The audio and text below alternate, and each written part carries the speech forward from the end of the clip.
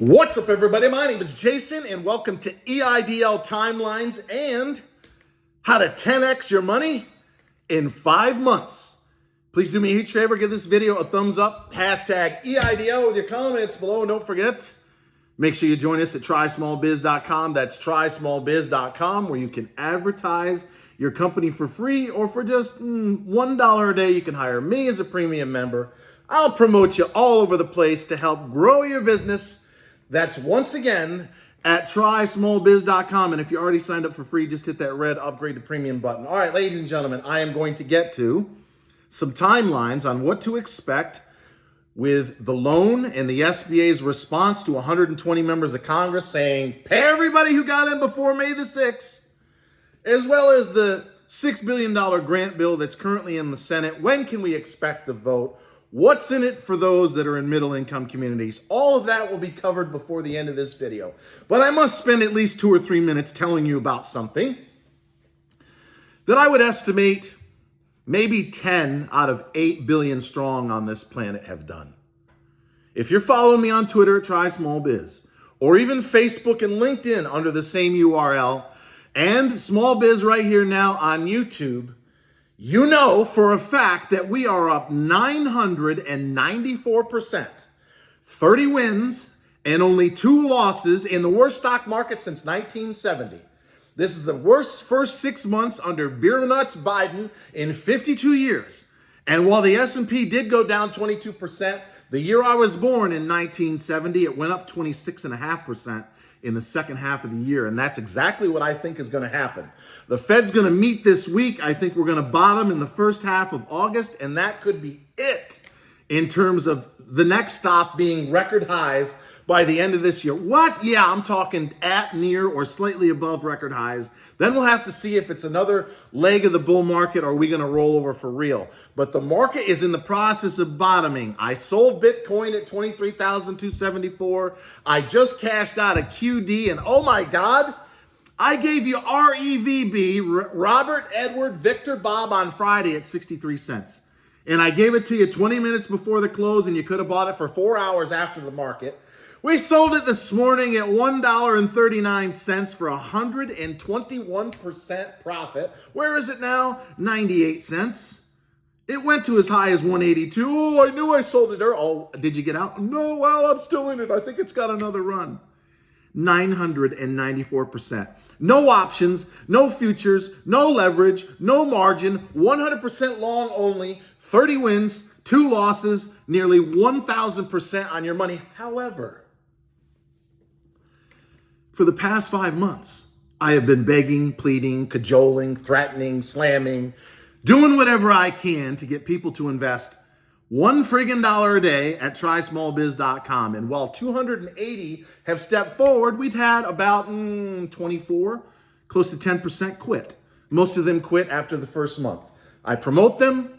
They don't see a windfall of cash and money coming in the door, and they say, fuck Jason, I'm out of here.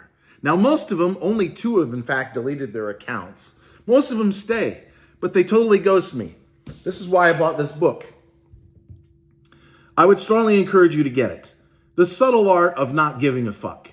And in one of the chapters by Mark Manson, it's a New York Times bestseller, it talks about the great Alan Watts, the backwards law. And stay with me, idle's coming for all you impatient motherfuckers.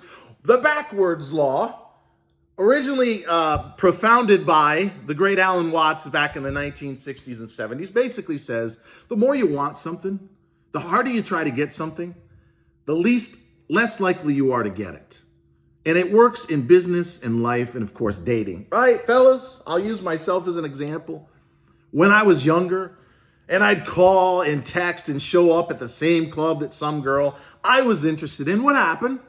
She had no interest in me. She pushed me away. She ignored everything I had to do. It wasn't until I snipped the string and I said, fine, fuck it. She knows how I feel, but she's obviously not in the same boat. I'm going to get on with my life. Then what happens? Jason, I thought you were interested. Weren't you going to take me to that fancy restaurant you mentioned? The same rule applies with trysmallbiz.com. As most of you know, I cashed out a half of my money, and I said this on Twitter today. Cashed out a half my money in the stock market in April. I paid off my truck in that garage, $48,000. Paid off my credit cards, about another $40,000, paid down my mortgage, $80,000, because I knew it was going to be difficult.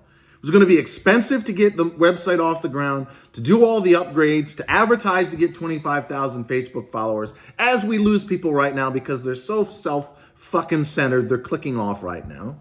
But those of you that are meant to see it, again, I got to read this 600 times. You should know that I have lost, foregone, or surrendered $500,000 this year. $500,000 that could have been in my account. And do you think I'd be begging for $1 a day if that was the case? No. In fact, I would have taken the first vacation in 15 years. I wear my heart on a sleeve. That's part of my brand, so to speak. The reason I tell you this stuff is because it's true. I went bankrupt in 2008. Since then, I've not taken a single vacation. Yeah, a Friday or a Monday. I'm talking about go lay in the beach, just Snoop Dogg style with a bucket of Corona beer, and not get off the beach for 2 weeks. But if I'd have had $500,000, i.e. 10x on my money that I didn't pull out half of in April, or I didn't walk away from a 6-figure deal in my other company June 30th to go all in on small biz, I'd be on the beach, probably South Beach right now, because I do miss Miami and the Atlantic Ocean East Coast side. But here I am, giving away free stock picks for the last 5 months. One of maybe 10 people on this fucking planet that's up 10x. Every trade in real time, no edits, no bullshit. It's out there for everyone to see.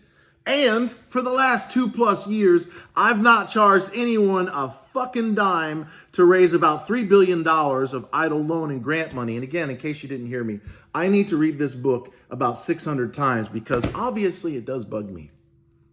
I am attached to the outcome.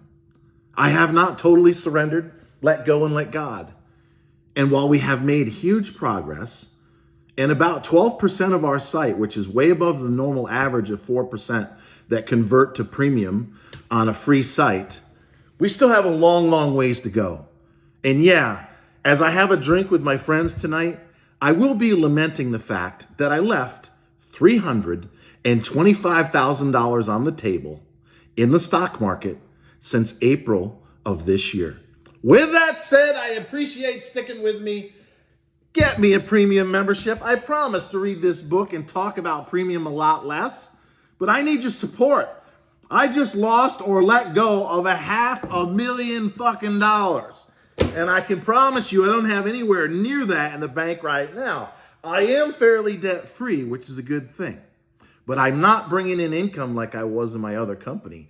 And do the math, 281 times $36 a month, with most of it going to advertising and upgrades as the lights go out, meaning you don't give a shit about anything I'm saying right now.